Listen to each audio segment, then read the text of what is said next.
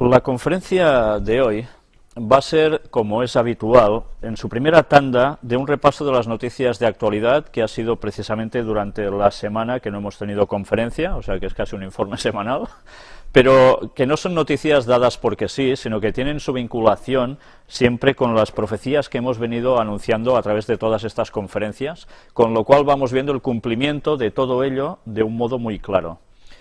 Después tendremos la segunda parte de la conferencia de hoy, donde vamos a presentar una vez más el tema de los antediluvianos, pero ya en su 10ª y definitiva parte final. Veréis que va a ser amplia porque pasaremos un documental muy interesante. Pero bien, vamos a empezar ya directamente con la primera de las noticias, que está relacionada con la crisis. Aquí tenéis el artículo del The Telegraph, que está en inglés, luego lo podemos ver en castellano. Y tenemos aquí cómo, en caso de que la Fed, la Reserva Federal de los Estados Unidos, puede llegar a salvar a Europa del desastre. Y en este artículo se presenta un poco el que puede llegar a suceder, que euro y dólar terminen yendo de la mano, con lo cual habría una unidad económica muy concreta, porque tienen la sensación de que si no Europa no saldrá del pozo donde se encuentra. Hemos de estar pendientes de todo esto, porque si llegase a movilizarse todo como una moneda única, sería, bueno, sería un poco impactante, ¿no? Y lógicamente sería un previo paso a la moneda única mundial que estaban buscando. Este artículo en vuestras casas lo podéis leer, es bastante interesante. La OCDE cree que España cumplirá con el déficit y tocará techo con un paro del 23%. Bien, ya empiezan a decir que sí, que ese año las cosas ya llegarán a su límite, pero el paro llegará al 23%. Casi nada, porque un 23% de población parada sería es ya una hecatombe, porque ya estamos en el 22, si no recuerdo mal. Moody's advierte de que podría rebajar la nota a toda la Unión Europea. Estamos viendo como las noticias, en cuestión económica, una se sucede a la otra y la verdad es que ninguna de buena. Y esta es bastante curiosa, doy las gracias a la persona que me la envió, porque era un dato que yo desconocía. Constelación de Eurión. No sé si recordáis que tuvimos una conferencia donde presentamos precisamente el tema de Orión. Pues mirad lo que nos pone aquí. La constelación de Eurión es un patrón de círculos pequeños que se encuentra en varios diseños recientes de billetes. Esta es una medida contra la falsificación, ya que puede ser detectada en una imagen digital y varios programas rechazan el escaneo del billete o la reimpresión de tal. El nombre constelación de Eurión es una combinación de EUR, el código ISO 4217 para el euro, y la constelación de Orión. Y aquí abajo veis, en estos circulitos verdes, cómo está dispuesto, ¿no? Parecido, pues a eso, la constelación de Orión. Muy curioso que esto aparezca en los billetes, cuando ya vimos la tremenda relación que hay de Satanás copiando las cosas de Dios, y cómo la constelación de Orión era precisamente utilizada por Satanás como reflejo aquí en la tierra de lo que hay en el cielo, haciendo lo que él buscaba, ¿no? Y en este caso vimos cómo lo ejemplificaba con el diseño de las pirámides en Egipto, entre otras cosas. Pues bien, me ha llamado la atención que lo hayan puesto precisamente esto en los billetes. Advierten que Eurozona está en plena recesión. Si alguien tenía esperanzas de que Europa se iba saliendo, pues ya veis que todo apunta a lo contrario. Reino Unido advierte a sus embajadas en la eurozona que se preparen para una caída del euro. Cuando esta noticia surgió, bueno, ya os podéis imaginar, o el revoloteo que hubo, el fantasma del corralito vuelve a surgir en los círculos comunitarios. La gente con temor de que los dineros en el banco no puedan sacarlos, porque alguien les haga falta y allí se van a quedar, ¿no? Y todo va generando el caos. Y mientras la primera huelga general en Grecia con Papademos al frente paraliza medio país. Estuvimos hablando del papel de los sindicatos también en una conferencia hace ya mucho tiempo. Y estamos viendo una vez más cómo los sindicatos son los que están moviendo los países que están atravesando estos problemas para llegar a ciertos objetivos. y que están siendo utilizados del mismo modo que los gobiernos, para crear un antagonismo para que luego se pueda dar una solución, pero que eso va a complicar la vida en las grandes ciudades y en las ciudades en general. Y por eso, como decía Ellen White, empecemos a pensar lo de ir al campo, porque no son bromas. Así es la Europa que quieren refundar Merkel y Sarkozy. Y esto es precisamente de ayer. Los dos mandatarios se reunirán el lunes para cerrar su propuesta. Perdón, no lo veo bien desde aquí. Contra la crisis. Francia trabaja con Alemania para crear un nuevo tratado, refundado y repensando Europa. Esto es bastante interesante. Estamos viendo cómo quieren conseguir que Europa haga un cambio.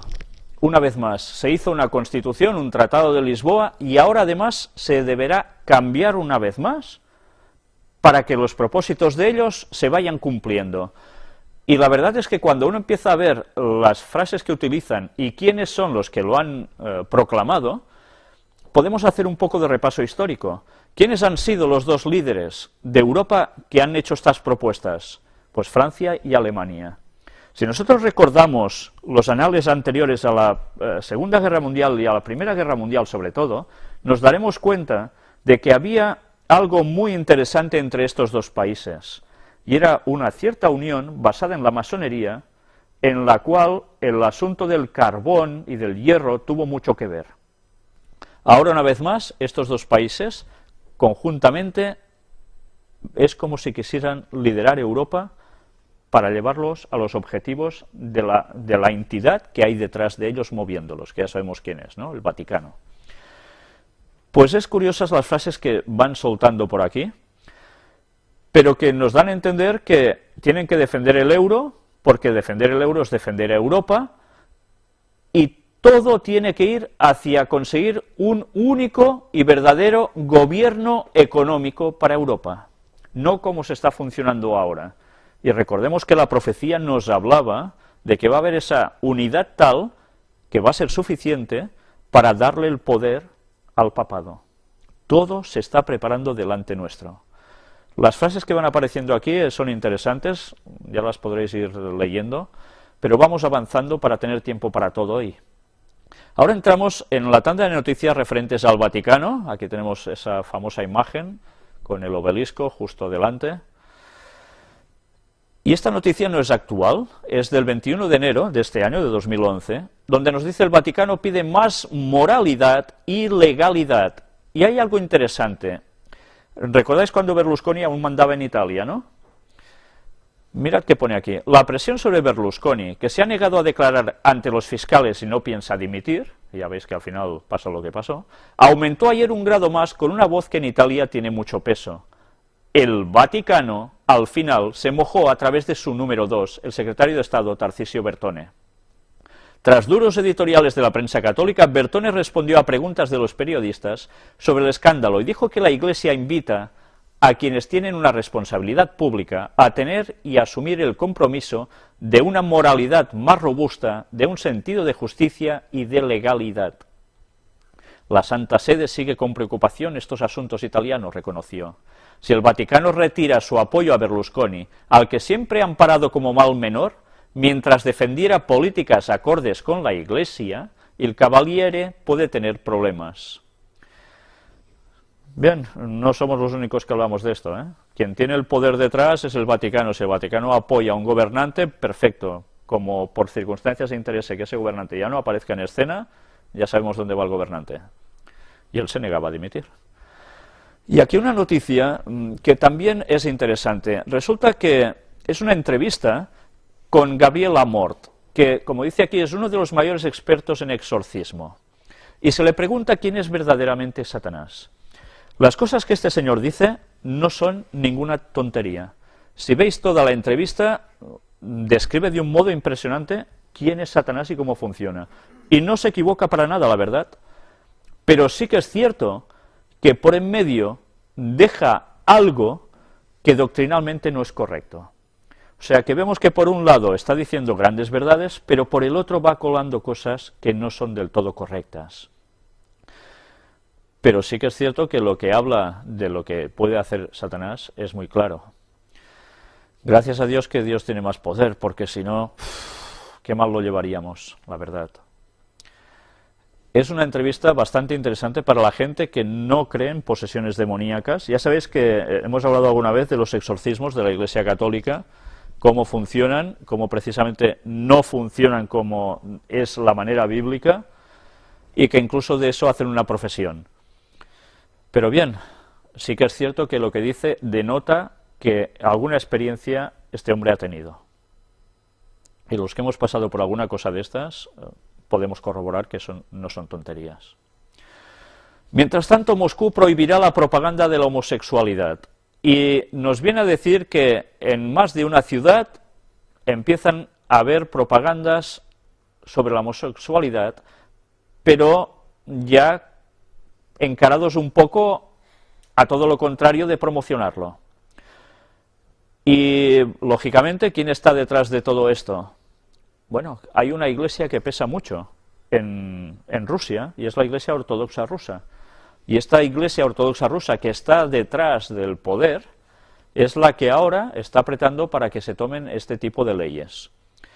Veremos si esto no se empieza también a divulgar por otros lugares, porque ya sabemos que el papado es el que iba a hablar a favor de la moral otra vez, de la familia, que lo estamos viendo continuamente, y que el péndulo ha llegado a un punto tal que ahora tiene que regresar, y cuando regresa hará los estragos que ellos quieren. La familia, examen en el Vaticano. Bien, una vez más, siguen trabajando con la perspectiva del Encuentro Mundial de Familias que será en Milán, en Italia, del 30 de mayo al 3 de junio del año que viene, del 2012. Y que ya sabéis que allí precisamente lo que se quiere tratar es también de la santidad del día de reposo, el domingo, para aplicarlo a la familia. Ellos siguen trabajando para solucionar la crisis de la moral. Vete esta frase: la necesidad de ayudar a la sociedad de los hombres a redescubrir los verdaderos valores de la familia en una época de crisis moral. Bien, si hay crisis moral hay que solucionarlo, porque la crisis moral afecta a familia y a la familia afecta a la sociedad. Ya vemos las soluciones que ellos nos van a dar después. El péndulo vuelve. Velat invita Benedicto XVI. El Papa introduce el tiempo de Adviento. Y aquí hay algo interesante, porque nos dice una frase, a ver si os la encuentro por aquí.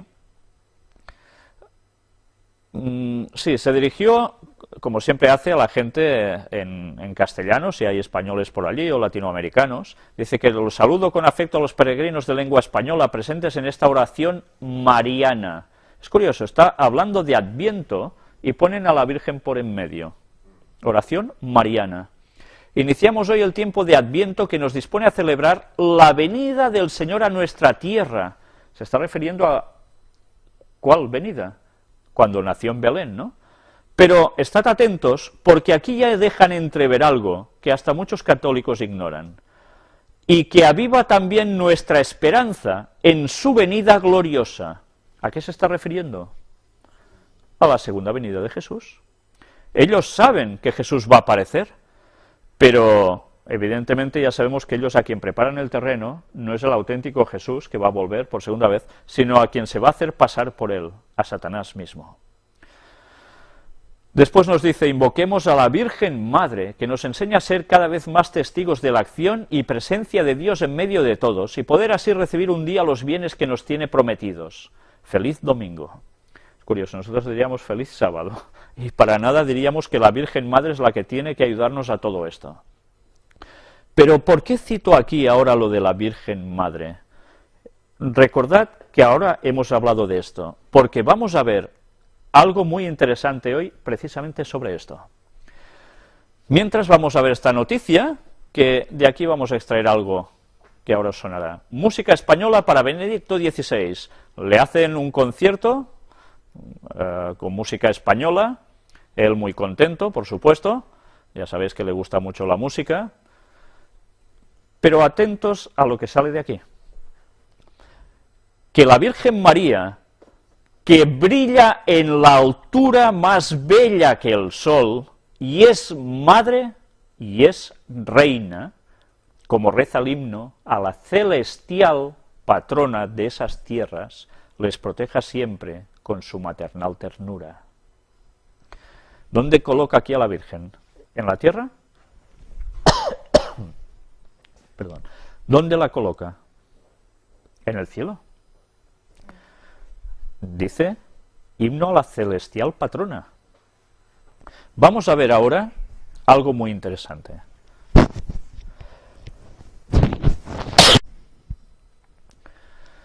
Vamos a ir saltando la noticia, que el resto la verdad es que no es que tenga una gran importancia, pero ahora vamos a ver por qué es tan significativo lo que ahora hemos leído. Estas imágenes, esta imagen que veis aquí, del Antiguo Egipto, está extraída de una revista llamada Historia, y estad atentos a lo que veis en la imagen, y al texto que nos pone aquí, heroínas y patronas, aspectos y eran adoradas como símbolos cósmicos y como diosas protectoras. La imagen que tenéis aquí es de Isis, la diosa grande en magia, modelo de madre y esposa. Fue hija de Geb y de Nut y hermana de Set, Neftis y Osiris. Se manifiesta en forma humana de Milano, vaca, atención a esto, vaca, escorpión, leona o cobra, dependiendo del aspecto que se quiera subrayar y con qué diosa se la quiera fusionar. Se le atribuían también poderes mágicos, con los que salvó al mismo Re de una picadura de cobra. Y aquí tenéis a Isis con su hijo Horus, una estatuilla de bronce del siglo VI o VII hasta el IV antes de Cristo. Estáis viendo una imagen muy peculiar. ¿Qué veis encima de la cabeza de esta señora? Una redondita, una esfera, puesta en medio de unos cuernos, ¿no? Bien, esto es un símbolo solar, de adoración al sol. Pero es curioso que esta señora, esta madre, ya veis que tiene a un niño en brazos. ¿De dónde procede en verdad esta imagen? Estuvimos hablando que esta imagen está basada de mucho más antiguo aún que Egipto, y es Babilonia. Estas copias de divinidades que se pasaban entre los pueblos paganos tienen su origen precisamente en los anales de la historia después del propio diluvio. Y lo curioso es que esta señora sería la misma divinidad que era Semiramis, madre de Tamuz. Es interesante ver cómo esta señora amamanta a su hijo, lo tiene sujetado. No sé si esto recuerda algo, pero luego hablaremos más en profundidad de esto. Vamos a ver un texto de Jeremías, capítulo 7, versículo 18, que nos dice: los hijos recogen la leña, los padres encienden el fuego, y las mujeres amasan la masa para hacer tortas a la reina del cielo y para hacer ofrendas a dioses ajenos, para provocarme a ira. ¿Reina del cielo? Antes hemos visto que la Virgen María se la considera precisamente eso. Entonces, ¿cómo puede ser que a la Virgen María se le esté dando los mismos atributos a esta gran divinidad pagana cuando tan cerca está de la más pura doctrina luciferana? Otro texto, Jeremías 44, del 16 en adelante nos dice: la palabra que nos has hablado en nombre de Jehová no la oiremos de ti, sino que ciertamente pondremos por obra toda palabra que ha salido de nuestra boca, para ofrecer incienso, ¿a quién? A la reina del cielo, derramándole libaciones, como hemos hecho nosotros y nuestros padres, nuestros reyes y nuestros príncipes, en las ciudades de Judá y en las plazas de Jerusalén, y tuvimos abundancia de pan, y estuvimos alegres, y no vimos mal alguno. Mas desde que dejamos de ofrecer incienso a la reina del cielo y de derramarle libaciones, nos falta todo, y a espada y de hambre somos consumidos. Y cuando ofrecimos incienso a la Reina del Cielo y le derramamos libaciones, ¿acaso le hicimos nosotras tortas para tributarle culto y le derramamos libaciones sin consentimiento de nuestros maridos? Y habló Jeremías a todo el pueblo, a los hombres y a las mujeres, y a todo el pueblo que le había respondido esto, diciendo: ¿No se ha acordado Jehová, y no ha venido a su memoria el incienso que ofrecisteis en las ciudades de Judá y en las calles de Jerusalén, vosotros y vuestros padres, vuestros reyes y vuestros príncipes, y el pueblo de la tierra? No sé si nos damos cuenta de que este tributo a la Reina del Cielo llegó a entrar incluso a formar parte del sistema de adoración entre los propios judíos. Hasta en su propia capital, en Jerusalén, en sus plazas, esto se estaba haciendo. ¿Y a qué punto llegaron ellos de confusión? Que dijeron que si no hacían estas libaciones, estas ofrendas, estas cosas hacia la famosa señora del cielo, la Reina del Cielo, todo les iba mal y terminaban con grandes desgracias. Y si hacían esto, todo les iba bien. Es como si estuvieran acusando a Dios de que por seguirlo las cosas les iban mal. Esto es interesante porque ¿cuántas veces no llegamos al mismo pensamiento? Hasta el rey David exclamó precisamente esto, diciendo: uy, mira, los otros que no te siguen, Señor, todo parece que les va bien, y en cambio a los que te seguimos, todos son problemas. Bien, esto sucede. Claro que no todo el mundo lo pasa bien, lógicamente, pero esa perspectiva para el creyente es una cosa que le choca bastante, hasta que luego también el propio rey David ve el fin de esta gente y dice: bueno, pues vale la pena ir pasando por esto, porque esto es el camino que nos va a llevar precisamente al reino de los cielos. Dios no le gusta que lo pasemos mal, pero sí que nos va dando lecciones para purificar nuestro carácter, que es lo único que nos vamos a llevar de aquí. No las cosas materiales, sino el carácter. Pero ya veis la Reina del Cielo de dónde viene. Y curiosamente, estos titulitos son los mismos que se le han dado ¿a quién? A la Virgen María, por el poder de la Iglesia Católica Romana. El texto sigue diciendo: y no pudo sufrirlo más Jehová a causa de la maldad de vuestras obras, a causa de las abominaciones que habíais hecho. Por tanto vuestra tierra fue puesta en asolamiento, en espanto y en maldición, hasta quedar sin morador, como está hoy. Porque ofrecisteis incienso y pecasteis contra Jehová, y no obedecisteis a la voz de Jehová, ni anduvisteis en su ley, ni en sus estatutos, ni en sus testimonios. Por tanto, ha venido sobre vosotros este mal como hasta hoy. Y dijo Jeremías a todo el pueblo y a todas las mujeres: oíd palabra de Jehová, todos los de Judá que estáis en tierra de Egipto.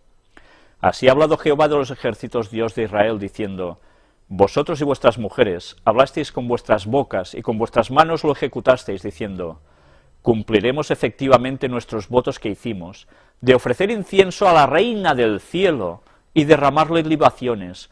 Confirmáis a la verdad vuestros votos y ponéis vuestros votos por obra. Por tanto, oíd palabra de Jehová, todo Judá que habitáis en tierra de Egipto. He aquí, he jurado por mi grande nombre, dice Jehová, que mi nombre no será invocado más en toda la tierra de Egipto, por boca de ningún hombre de Judá, diciendo: vive Jehová el Señor. Ya hemos visto que lo que aquí nos está diciendo el texto bíblico es que invocar a la Virgen, en este caso a esta diosa, que tuvo un niño y lo amamantó, etcétera, etcétera, es lo mismo que estar del lado más satánico posible. ¿Y de dónde salían estos conceptos? De Egipto.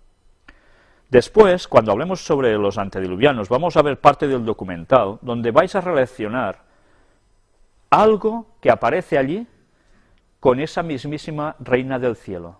Y que en un principio, cuando vemos cierta imagen, no lo relacionamos si no sabemos lo que hay detrás. Ahora ya sabéis ese símbolo de esos cuernos con esa esfera encima de la cabeza que simboliza adoración solar, por tanto adoración diabólica, pero hemos visto una virgen con un niño. Vamos a ver que antes hemos citado en la relación de bajo qué forma se podía manifestar esta divinidad, y hemos visto algo que ponía vaca. ¿Os habéis fijado?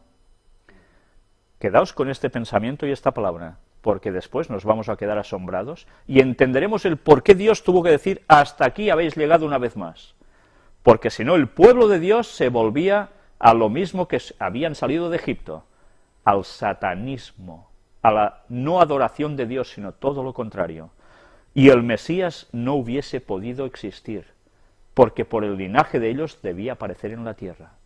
Por tanto, la salvación al mundo pendía de esto, solo de esto.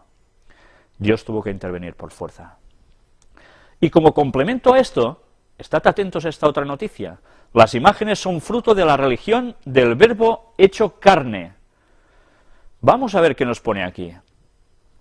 Destacan que es en el cristianismo donde se da el culto a las imágenes, porque es la religión del Verbo hecho carne, y es el misterio de la Navidad, para el que nos estamos preparando, el que ha dado lugar a las imágenes.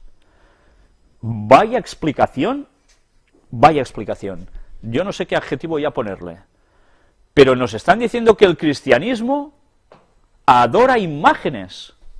Bien, vamos a ver si dicen verdad o precisamente lo que dicen es todo lo contrario a la verdad bíblica. Éxodo capítulo 20, donde se encuentran precisamente los 10 mandamientos que Moisés recibe por parte de Dios, y miremos tan solo del 1 al 6, los primeros 6 versículos. Y habló Dios todas estas palabras diciendo: Yo soy Jehová tu Dios, que te saqué de la tierra de Egipto, de casa de servidumbre. No tendrás dioses ajenos delante de mí. No te harás imagen ni ninguna semejanza de lo que esté arriba en el cielo, ni abajo en la tierra, ni en las aguas debajo de la tierra. No te inclinarás a ellas ni las honrarás, porque yo soy Jehová tu Dios, fuerte, celoso, que visito la maldad de los padres sobre los hijos hasta la 3ª y 4ª generación de los que me aborrecen, y hago misericordia a millares, a los que me aman y guardan mis mandamientos. Bien, ¿veis que lo que dicen ellos es lo que reflejan los 10 mandamientos de Dios? ¿Entendéis ahora por qué suprimieron estos señores el segundo mandamiento de no adorar imágenes? Porque si lo seguían manteniendo, no podían hacer el culto satánico disimulado a través de las imágenes, de veneración a muertos, que es de donde ellos salieron, de la tierra de Egipto, que eran casa de servidumbre, como esclavos. El catolicismo sigue manteniendo entre sus doctrinas el auténtico paganismo. Y pueden decir que ellos tienen autoridad para cambiar las cosas de Dios, pero esto es la mentira más absoluta conforme a la palabra de Dios cuando comprobamos que las cosas no deben ser así. Pues ya veis, y esto que ahora veis aquí, este texto, veremos luego dónde se dio, en qué lugar, y lo vamos a ver hasta con imágenes. Interesante ver dónde Dios contactó con el hombre, con Moisés. Mientras tanto, en Estados Unidos, la urgencia y las exigencias de una nueva evangelización. Ya veis, la nueva evangelización no es solo una parte, España o puede ser Europa, sino que lo van abarcando absolutamente todo. Un segundo importante propósito de su visita, recordó el Papa cuando fue a Estados Unidos, fue hacer un llamamiento a la Iglesia en Estados Unidos a reconocer, a la luz de los dramáticos cambios sociales y del panorama religioso, la urgencia y las exigencias de una nueva evangelización. Ya veis cómo lo vienen trabajando y no es, mira, se nos ha ocurrido que vamos a hacer nueva evangelización. No, no, ellos siguen una agenda de años.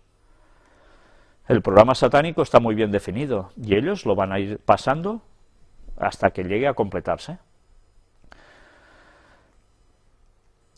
Benedicto XVI invitado a visitar el Líbano.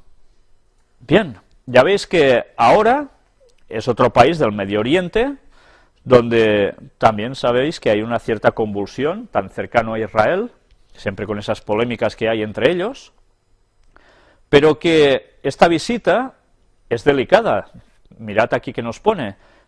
Durante el diálogo se detuvieron en la situación de Oriente Medio, con referencia también a la delicada situación en Siria. Uf, ¿aparece la palabra Siria por aquí? Bueno, a este respecto se subrayó la urgencia de que todos se empeñen en pro de una convivencia pacífica, fundada en la justicia, en la reconciliación y el respeto de la dignidad de la persona y sus derechos inalienables. Ya lo veis, ellos siempre como garantes del buen funcionamiento mundial. Pero ya sueltan la palabra Siria por aquí como convulsión, ¿no? Finalmente nos viene a decir que el viaje a esa región dependerá de lo que esté pasando precisamente en esa zona en el momento que él tenga de ir. Cuando ellos hablan de convulsiones de un país, ya sabemos que por algo son, ¿no? Hacia una mayor coordinación europea contra usos oscuros del dinero. Visita de los expertos de Moneyball al Vaticano.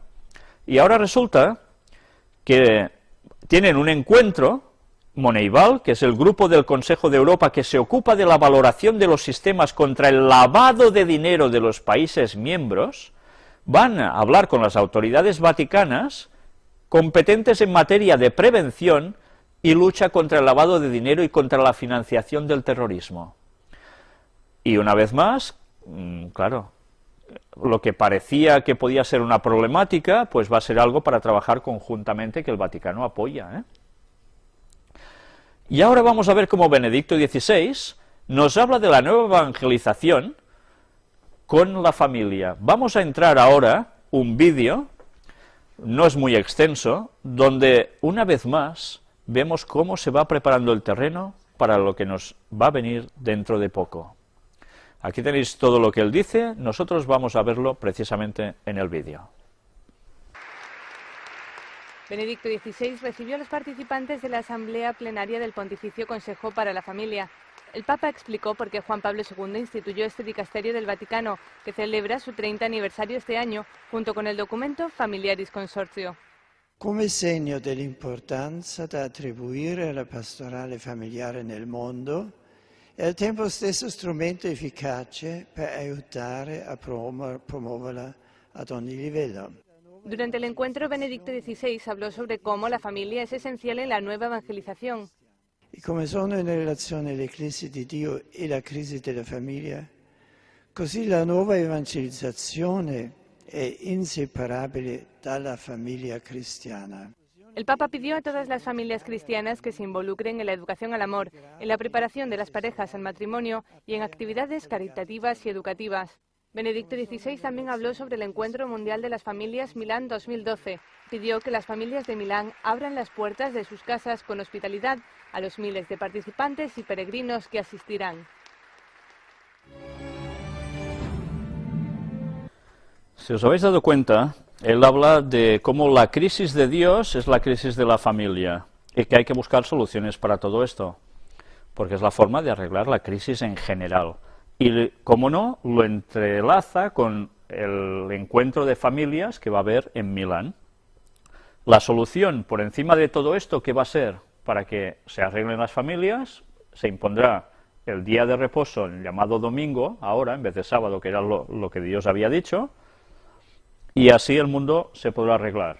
Es curioso, ¿eh? ¿Qué esquema tienen tan bien montado? Sencillamente, lo que dicen no es mentira. Si la gente de verdad guardase el sábado, de verdad uniese las familias y por encima de todo siguieran a Dios, esto no pasaría. Pero una vez más vemos como Satanás siempre copia exactamente lo de Dios y tan solo le da el pequeño giro. En vez de pasarlos al sábado, los pasa al domingo. En vez de guardar el día que Dios quiere, con todo lo que esto implica, los va a pasar al lado de Satanás. Pero bien, eso es lo que ha hecho siempre el diablo. Y ahora vamos a hablar un poco sobre gobierno mundial. Y vamos a hablar una vez más de Eduard Punset, un señor que a muchos les hace gracia porque catalán como yo, cuando habla el castellano aún tiene más acento catalán que yo.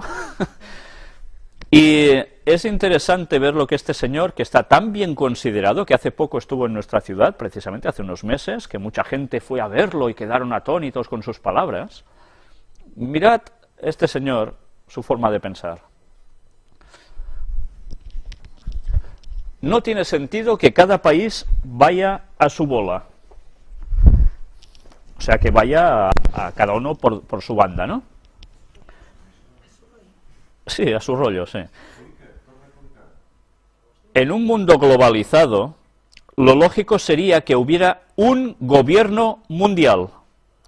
Lo que no tiene sentido es que cada país vaya a su bola, incluidos los ejecutivos de países que no merecen los gobiernos que tienen. ¿Cuáles serían las ventajas de un gobierno mundial? La primera, un ahorro cuantioso de despachos oficiales. ¿Alguien se ha entretenido en cuantificar el ahorro que representaría disponer de un Parlamento mundial en lugar de representaciones estructuradas en 192 Estados miembros de las Naciones Unidas?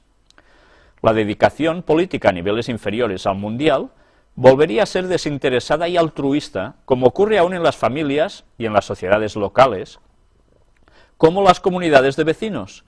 Solo los elegidos para representar a cada nación en el Congreso Mundial serían profesionales de plantilla. Me pregunto quién los elegiría a estos señores. La segunda ventaja no es más difícil de imaginar. Todos los profesionales dedicados a la política se entenderán en el mismo idioma. Por razones distintas, es muy difícil que las lenguas de los países emergentes como China, Brasil o la India acaben modulando los canales internacionales de comunicación.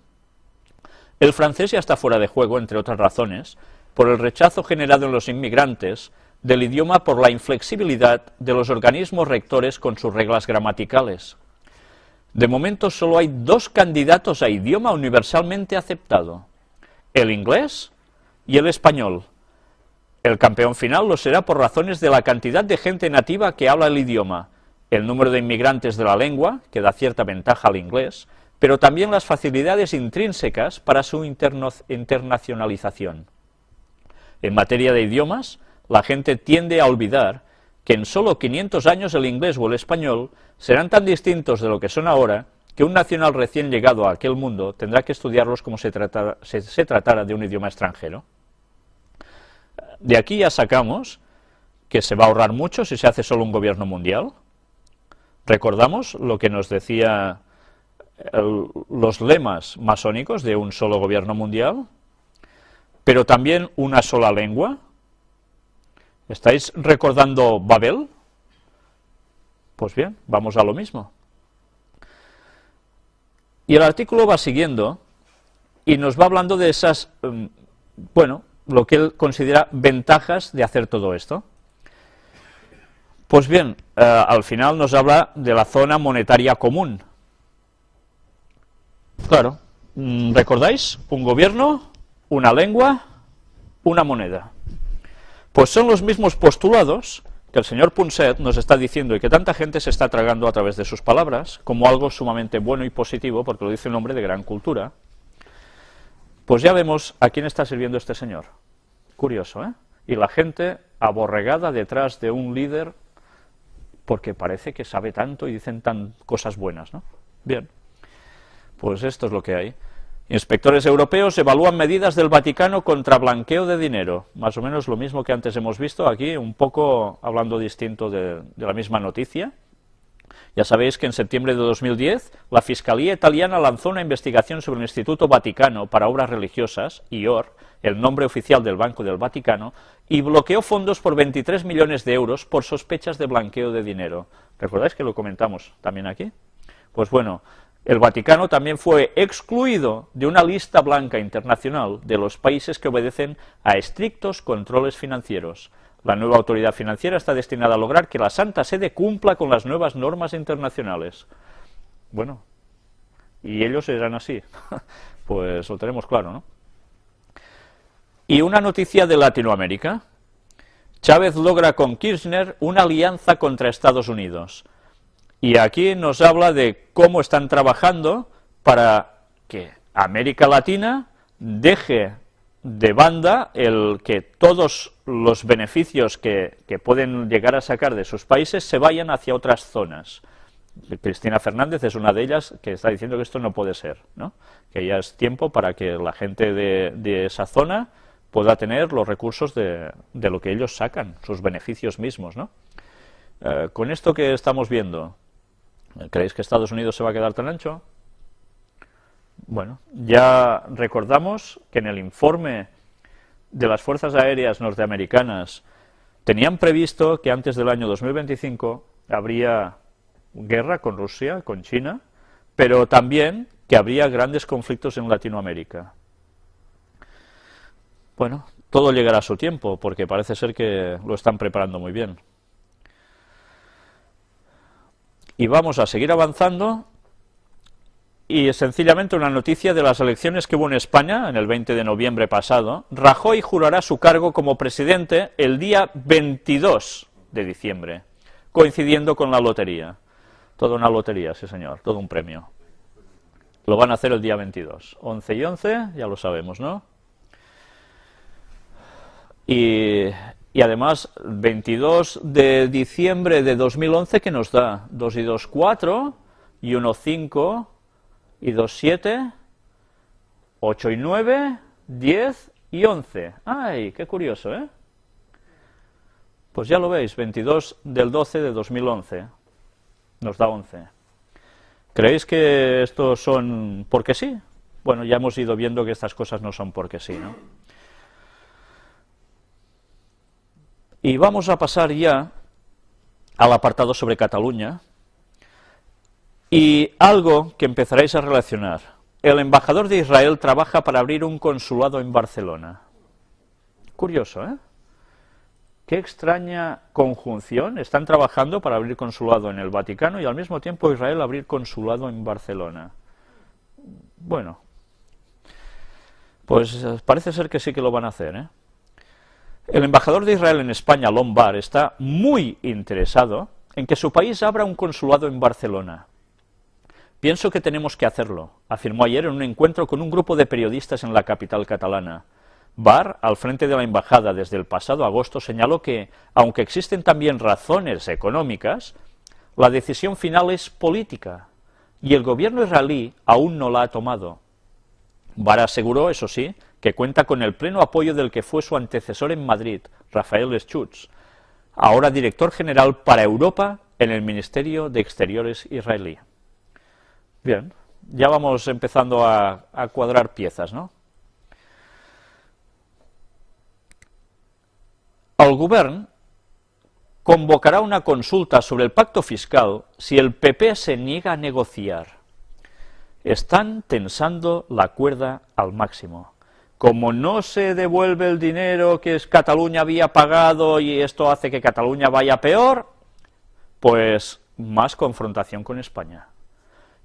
Y si no devuelven lo que ellos piden, han dicho de que van a convocar un referéndum, no vinculante, pero sí referéndum, donde el pueblo catalán manifieste si quieren esto o no.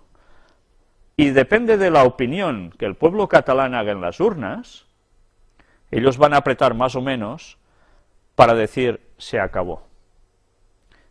La economía va a ser lo que va a mover incluso a los que están en Cataluña, que no son catalanes de nacimiento, o que vinieron de pequeños, o cualquier cosa parecida, a gente que se sentía muy española, a decir, ostras, pero es que aquí estamos con una crisis tremenda, y vamos a nuestras tierras y vemos cómo en nuestras tierras la gente vive mejor, porque estos son los comentarios que todo el mundo dice, y que no hace falta que lo digan Durán y Lleida, un político y tal, porque son los comentarios de a pie. Dicen, vamos a nuestra tierra y vemos que allí pues viven mejor que nosotros, trabajan menos, y ¿de dónde les salen los dineros? Pues claro, si nosotros se lo quedan lo que pagamos los gobiernos, pues esto no puede ser. Y ellos se están sintiendo más catalanes con esto por el dinero. Entonces, fijaos cómo a través de la economía se puede llegar a conseguir lo que a través de política sola, por nacionalismo, no se conseguía. Las jugadas están siendo maestras, ¿eh? Maestras totalmente. Pues bien, ya veis que la tensión sigue. ¿Sabéis? He estado a punto de poder conseguir lo que tanto os he dicho en otras conferencias sobre las grabaciones de lo que el Papa vino a hacer en Barcelona y en Galicia, especialmente en Barcelona también. Pero las personas que me lo iban a dar, sabéis que os expliqué que hubo una serie de desgracias, pues ahora han recibido amenazas.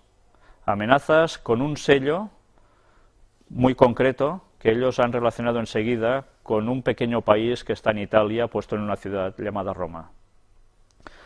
Y han pasado ya tanto miedo, tienen tanto miedo, que no quieren suministrar ya estas imágenes. Por tanto, no os las podré suministrar, pero ya ves cómo se las gastan. Pero lo que allí se venía a decir es que esta ruptura va a ser, y el Vaticano lo sabe muy bien, para eso vino. Pero bien, siento no poder pasar lo que tanto me hubiese gustado mostrar, pero ya ves que cuando unos señores no se andan en chiquitas, se puede coger temor. Y ante el temor, yo no puedo obligar a nadie a que me suministre las cosas, ¿me entendéis, no? Y que Dios nos proteja, porque demasiado estamos pudiendo decir ya, ¿entendéis? Pero bien, hemos de ser valientes y estamos en manos de Dios. Cataluña congela las oposiciones en el año 2012 y anuncia despidos de personal interino. La cosa se va complicando más, claro, hace falta dinero, ya lo veis, ¿no? Si no, no se va a salir de la crisis. Por más recortes que se hagan, esto va a ser terrible.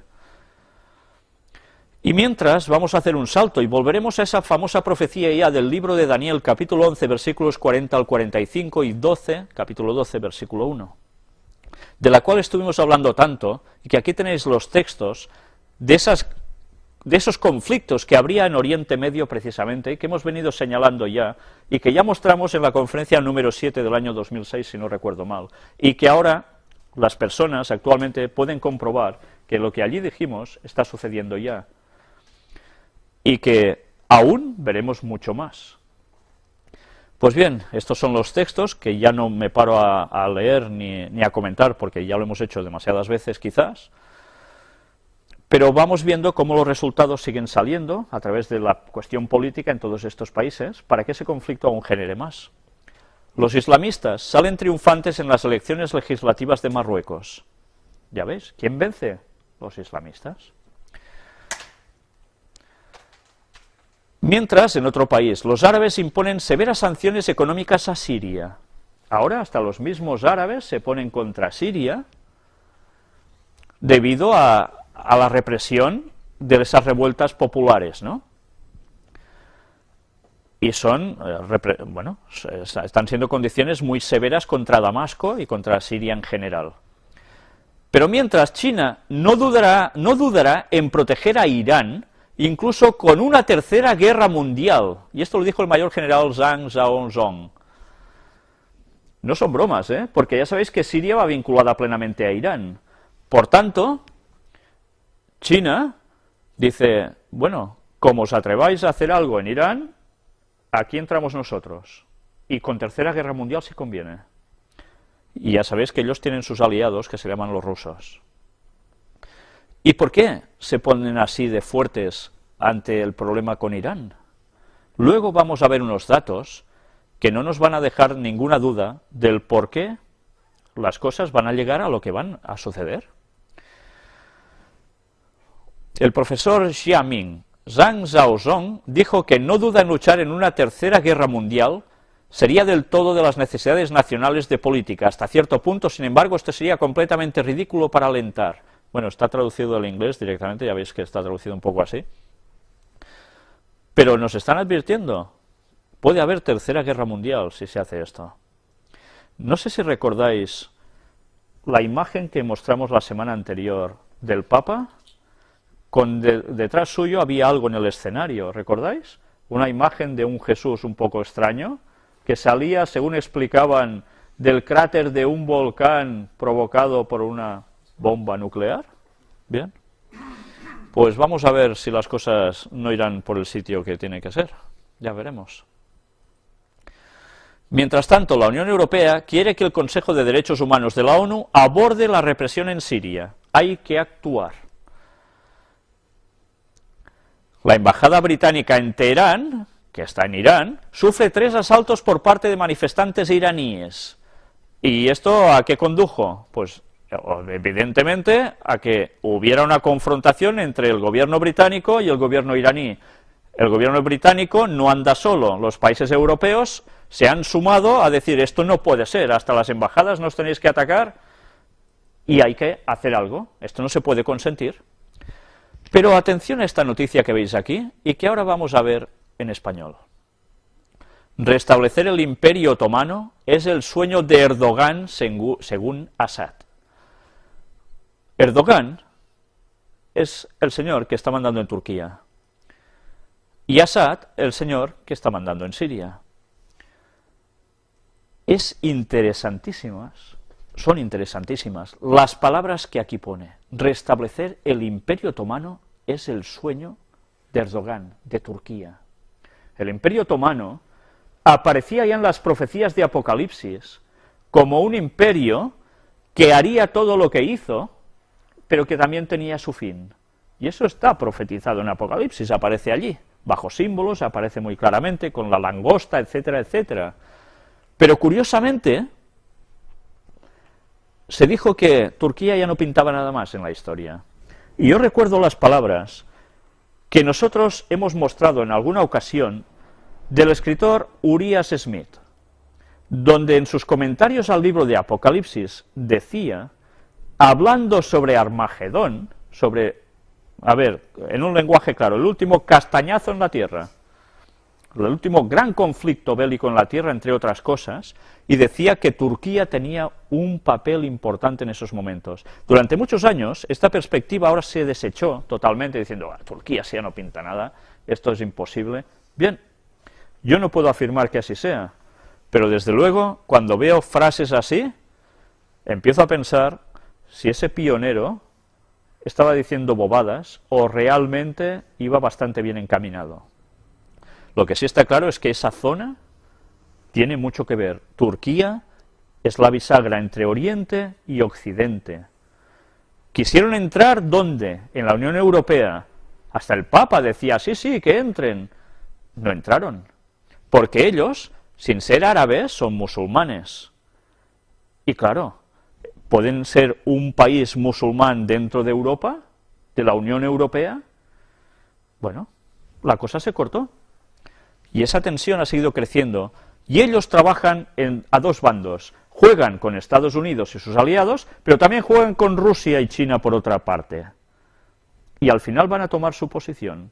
Pero cuando vemos estas perspectivas, ha habido algo muy interesante, no os lo he podido conseguir, salió en un reportaje en la televisión de Cataluña, en TV3, en el 324, concretamente en el canal 324, donde se hacía relieve la noticia que decían de que precisamente a Turquía le interesa mucho que Siria salga del panorama de Oriente Medio, para que ellos puedan coger la preeminencia en esa zona. Muy interesante ese comentario, muy interesante, sobre todo cuando vemos por dónde van las profecías. Bueno, aquí no sé si lo veis, abajo nos dicen declaraciones a la página web en idioma árabe, Arab Press. Assad hizo una llamada a sus seguidores a no cometer actos de vandalismo contra los símbolos turcos. Yo les pido no quemen banderas turcas, los turcos son un pueblo orgulloso. Y ya sabéis, bueno, ¿lo veis a veces cuando se juega un partido en Turquía, de fútbol o de baloncesto? ¿Qué pasa? Bueno, son un público muy forofo, Bueno, va con su carácter, pues es lo que él está definiendo aquí, es un carácter muy orgulloso. ¿Qué puede pasar con eso? Pues ya nos lo podemos ir imaginando, ¿no? Irán detiene a varios estudiantes por el asalto a la embajada de Reino Unido. Y claro, la cosa se iba calentando aún más. El Ministerio de Asuntos Exteriores recomienda a los españoles que se encuentren en Siria que abandonen de forma inmediata el país por el aumento de la inseguridad en los últimos días. ¿Recordáis que pasó lo mismo en otros países que han tenido los problemas? ¿Y cómo han terminado?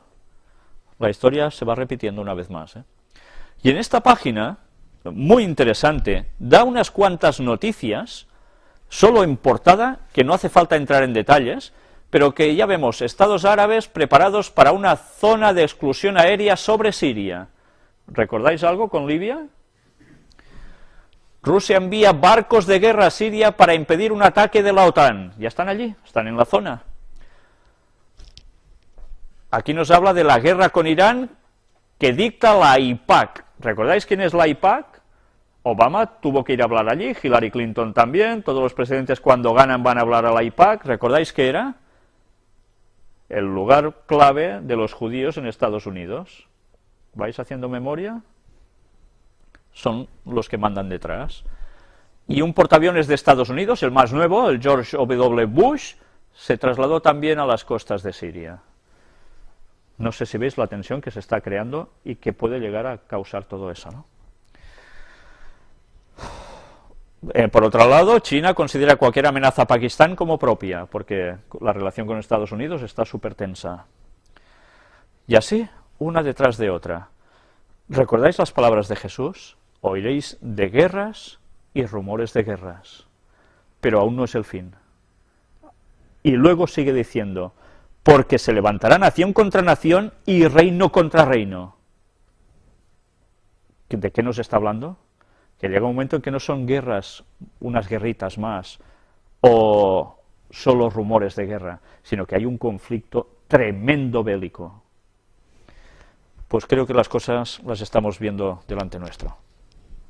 La Unión Europea descarta una intervención en Siria y apoya las sanciones de la Liga Árabe. Ya veis, por un lado se oyen voces de que hay que actuar, por otro lado, bueno, de momento descartamos esa intervención, pero cuando vais viendo lo que van hablando estos representantes, empiezan a decir que hace falta abrir un corredor humanitario. ¿Os suena de algún otro lado esto también, no? Y ya vemos siempre cómo suelen terminar estas cosas. Y este otro artículo tampoco, vamos, tiene desperdicio. Israel no tiene intención de atacar a Irán, pero todas las opciones están abiertas. Y aquí tenéis a Ehud Barak, que nos dice, vamos a ver qué nos dice. El ministro israelí de Defensa, Ehud Barak, ha indicado que su país no tiene intención de momento, de lanzar un ataque militar inminente contra Irán, pero advirtió de que todas las opciones están abiertas para impedir el desarrollo de armamento nuclear por parte de la República Islámica. No tenemos intención de momento de pasar a la acción, pero el Estado de Israel está lejos de estar paralizado por el miedo. Son valientes, ¿eh? Declaró Barak a la radio pública. Se debe actuar con calma, con tranquilidad. No necesitamos guerras de envergadura, prosiguió. El ministro israelí expresó su gran respeto por las palabras del jefe del Estado Mayor Conjunto del Ejército Norteamericano, el general Martin Dempsey. El general admitió el miércoles que existen diferencias entre Israel y Estados Unidos respecto a Irán y se mostró convencido de que la presión diplomática es la forma correcta de actuar en este caso. Israel estaría encantado si las sanciones y la diplomacia sirvieran para que los dirigentes iraníes tomaran la decisión clara de abandonar su programa nuclear militar, declaró Barak. Desgraciadamente, pienso que no va a suceder. Por tanto, ¿qué está diciendo? Si no va a suceder, ¿qué va a pasar? Pues ya nos lo podemos imaginar, ¿no? Además ha señalado que en última instancia Israel es una nación soberana y el gobierno, las fuerzas armadas y los servicios de seguridad israelíes, y no otros, son los responsables de la seguridad, del futuro y de la existencia de Israel. Si les dicen desde el otro lado del océano, oh, no ataquéis y tal, pero ellos dicen, lo vamos a hacer, y punto, porque quien manda sobre nuestra soberanía somos nosotros. Bueno, así van. Ciertamente la opción no diplomática es la última opción, pero creo que todo el mundo está de acuerdo en que todas las opciones están abiertas. Ya lo veis, cómo está el panorama.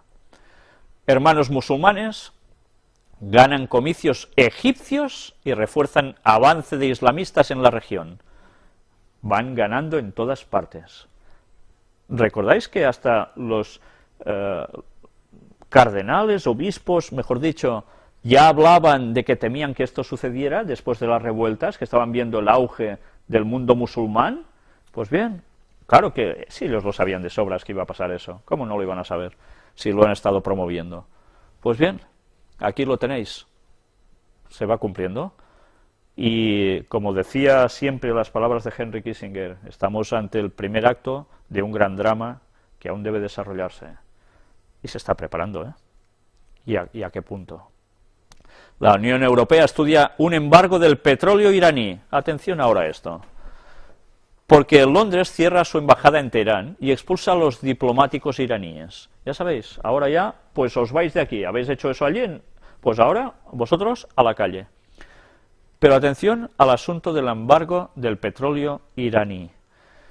¿Qué pasa con el petróleo? Atención a lo que ahora vais a ir viendo aquí. Petróleo China. Irán y China firman un acuerdo para desarrollar sur de Azadegán. Noticia del 28 de septiembre de 2009. China está haciendo unos contratos importantísimos porque China recibe el 14% del crudo de Irán para su abastecimiento, mientras que Teherán compra una tercera parte de su gasolina a Pekín. Ahora vamos a ver cómo detrás de estos acontecimientos, que uno desde aquí puede decir, ah, mira, se pegan porque no sé qué, ya hemos visto en las anteriores guerras que ha habido en estas zonas, ¿a qué se debían en verdad? Cuestión de petróleo, cuestión de dominio, y un segundo objetivo, que era pasar el Vaticano a Jerusalén, aprovechando la circunstancia, ¿eh? Pero bien, en la primera causa, otro dato interesante. Fondo Soberano de China compra participación en compañía de petróleo y gas de Kazajistán. Noticia también del 1 de octubre de 2009. Estuvimos hablando de ese país, ¿lo recordáis? De Kazajstán, con esa famosa pirámide, etcétera, etcétera, y donde se están haciendo y firmando contratos impresionantes de todo el tema que estamos tratando del petróleo. Un país que parece que no pinta nada, ¿eh? Por allí perdido en el quinto, ¿sí? Pues ya veis quién está negociando en estos lugares. Lo que se está moviendo es impresionante. Otra noticia. El orden chino. La China de hoy es el segundo consumidor de petróleo del mundo, con más de 8 millones de barriles diarios contra 18 millones de Estados Unidos. Esta noticia es de enero del 2010. Cada vez más dependiente de las importaciones de todo tipo de recursos y utiliza su poder financiero para dar un impulso a sus ambiciones en todo el orbe, ya sea en Sudán, Irán, Angola, pero también en Brasil, México, Venezuela o Asia Central. El poder financiero le sirve para aumentar su influencia estratégica. Se aprovisiona, consolida posiciones diplomáticas y promueve a sus empresas. Y aunque se le acuse de falta de ética, Occidente no está en condiciones de dar muchas lecciones. ¿Ya ves dónde se están posicionando? ¿Por qué creéis que hay tensiones en estos lugares? ¿Por qué sí? Aquí otra noticia. De este año ya, de abril del 2011, China mantiene apetito por compras de crudo en mayo de 2011. China mostró una robusta demanda de petróleo en mayo de 2011, más allá de los altos precios. Los economistas miran de cerca la economía china para detectar señales de desaceleración, lo que reduciría la demanda de materias primas en momentos en que Pekín ajusta la oferta monetaria para contener la inflación. Pero curiosamente, cada vez necesitan más petróleo. La demanda de crudo de China superó en mayo los 9 millones de barriles por día por séptimo mes consecutivo. ¿Ya veis? Necesitan más, no dan abasto. El petróleo iraní seduce a China, que invierte 40.000 millones en el sector. Petróleo y gas iraní. ¿Por qué creéis que el mundo occidental está tan interesado en tener su intervención en Irán? Porque China se está llevando el bacalao, ¿entendéis? Y mientras en España buscará alternativas al petróleo iraní si la Unión Europea aprueba un embargo, porque el 14%, mirad esto, España tiene en Irán su principal fuente de petróleo, ya que de este país procede el 14% de sus importaciones. Claro, tendrán que buscar alternativas, tendrán que negociar. Y si la cuestión en Irán, España tiene que gastar tanto en Irán para recibir el petróleo, ¿qué pasó con Libia? ¿Quién estaba tan interesado en intervenir? ¿Qué compañías petroleras? Pues porque el petróleo también iba para muchos lugares, y esas petroleras curiosamente son las que ahora se están moviendo por Libia. para poder extraer el petróleo y que vaya a los lugares donde se quería que fueran y que no se fueran desviando hacia China y Rusia. Pero tuvieron que llegar a convenios para que, por detrás, para que pudiesen intervenir los ejércitos aliados allí, en sus modos encubiertos y tal, ¿no? O de bombardeo directamente, claro. Pues cuando hace falta negociación, luego quiere decir que hacen negociación para repartir el pastel. Y si tienen que ayudar apoyando con aviones o ayudar con flotas o con lo que sea, o con tropas, esto tiene un rédito, se paga, ¿entendéis? Funciona así, no hay más. La gente somos números para estas funciones de grandes compañías y quién está detrás de ellas. La ONU aprueba una condena a Siria por sus graves violaciones de los derechos humanos. La cosa se va complicando en Siria, ¿eh? Moscú considera parcial y politizada la resolución contra Siria. Ah, ya veis, Rusia no le gustan las medidas que se están adoptando contra Siria. ¿Por qué? Porque tienen un buen contrato. Están trabajando conjuntamente con lo que hay detrás. Siria remete contra el informe del Consejo de DHH de la ONU. Claro, ellos se han molestado por esto. Y la tensión va creciendo y creciendo y creciendo. Y esto quiere decir que como Dios no lo evite, vamos a ver una intervención en esa zona que nos va a recordar lo que ya hemos visto, pero que aún se puede sobredimensionar más. Estemos atentos a todos, porque estamos viendo cómo esos países que las profecías de Daniel en el año 600 antes de Cristo ya nos decían que iban a suceder, las estamos viendo delante nuestro. Y eran las últimas señales para que luego suceda algo más. Pues bien, vamos a dejar el repaso de noticias aquí y ahora vamos a entrar en ya la definitiva parte última de los antediluvianos. Vamos a hacer un pequeño descanso y seguimos.